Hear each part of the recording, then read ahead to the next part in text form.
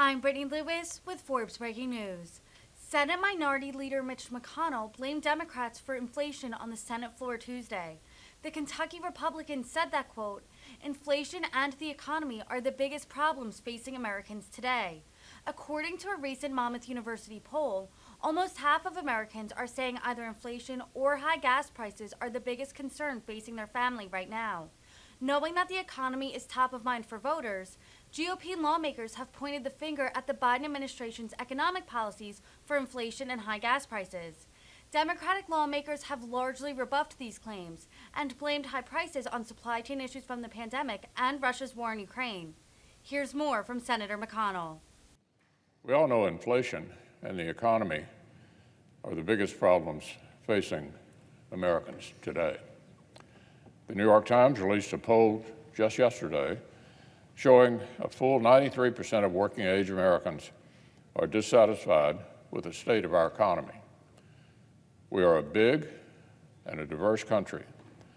93% of Americans hardly ever agree on anything. But Democrats are unifying the country in unhappiness at the dark path down which they've taken our economy. Monmouth University released some data explaining why Americans are feeling so sour. 42% of Americans are struggling to stay afloat financially. That's the highest rate ever in this poll's entire history. Even higher than the darkest day, the days of the COVID pandemic. 63% of Americans name economic issues as their chief concern. And they know who to blame for their misfortune: President Biden and congressional Democrats, who plowed $2 trillion into our economy last year and created the highest inflation in 4 decades. I'm sure many of my colleagues heard heart-wrenching stories from constituents struggling with inflation during the past 2 weeks' state work period. I certainly did in Kentucky, where the average household now spends more than $500 more a month than they did before President Biden took office. At a meeting with home builders in northern Kentucky, local employers told me their businesses were poised to slow down dramatically.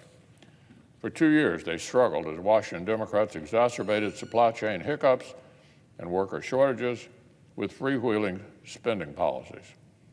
Now, as the Fed tries to rein in inflation by hiking interest rates, homebuyers have to contend with the most expensive borrowing environment in over a decade. Home builders foresee their industry literally stalling out. In Paducah, I sat down with some of Western Kentucky's barge operators.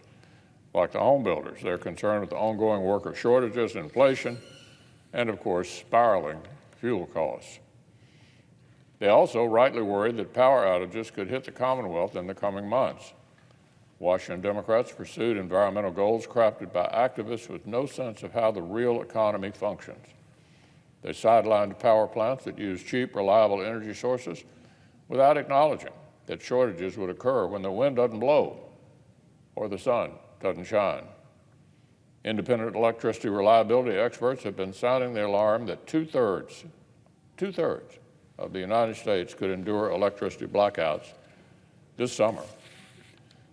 Then, Kentucky's ongoing labor shortage hit home during a meeting with bourbon distillers in our famous bluegrass region.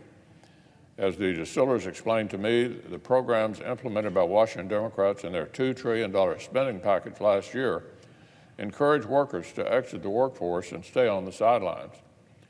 The Commonwealth still has 20,000 fewer workers than we did before the pandemic.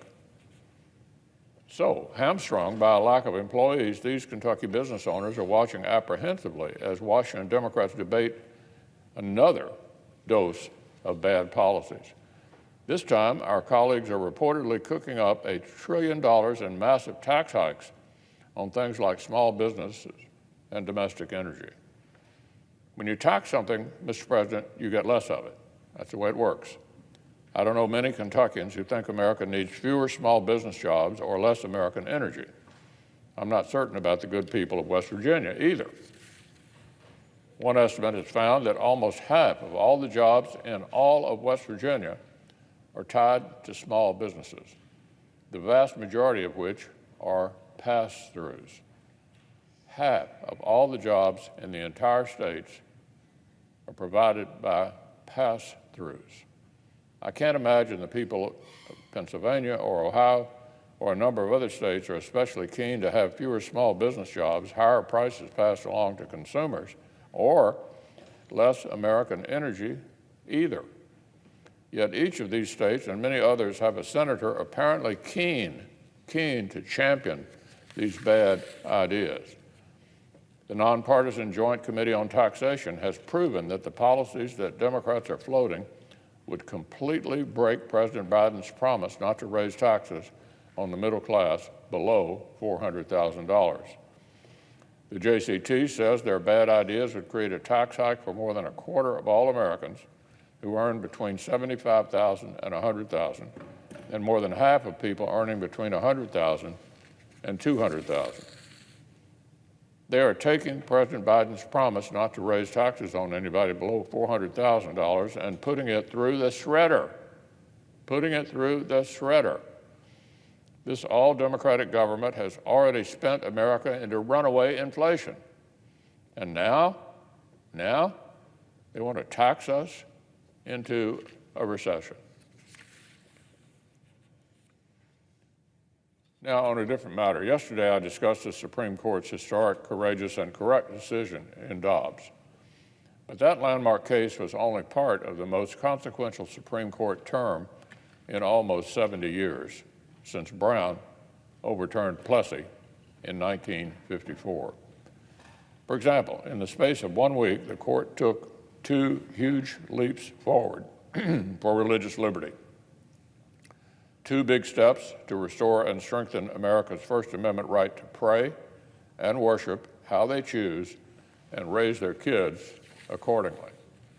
Time and again, we've seen opponents of religious diversity argue that government ought to discriminate against faith-based undertakings and organizations. These efforts have spanned from the anti-Catholic Blaine amendments of the 1800s to today's efforts by the secular left to chase religion out of the public square. We've had Democrat politicians trying to force nuns to pay for birth control against their will. 49 of 50 Democrats just voted for a radical bill that would have forced faith-based hospitals, listen to this, forced faith-based hospitals to perform abortions against their principles. Last year, Washington Democrats tried to pass a sweeping toddler takeover that was written to squeeze out faith-based child care providers and secularize early childhood in this country. For goodness sake, 5 years ago, a Lutheran preschool in Missouri had to argue all the way to the Supreme Court that it deserved equal access to widely available funding for updating an outdoor playground. Textbook anti-religious discrimination. Fortunately, they won easily, 7-2. This is indeed a new Supreme Court. Last month, the court took another landmark step.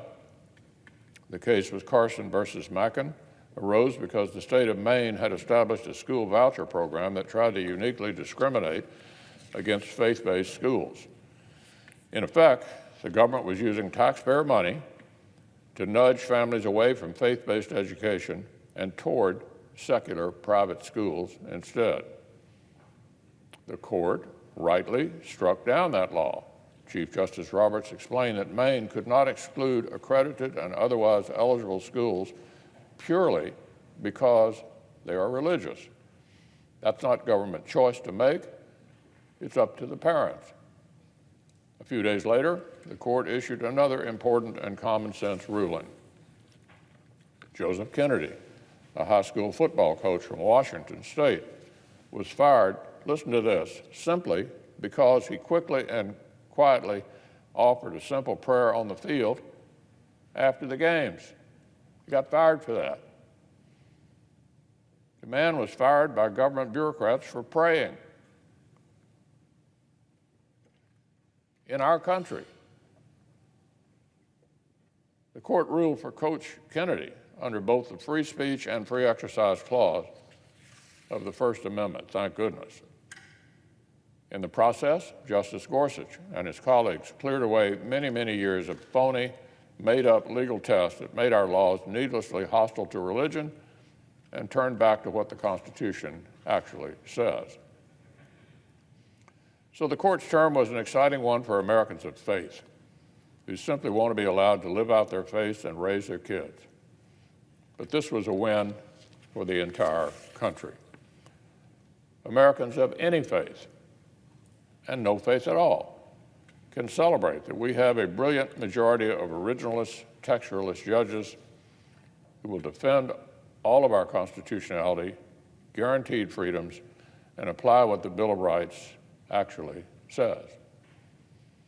In a better world, Mr. President, in a better world, neither of these common sense rulings would have been close calls or breaking news. But since they were very good news indeed.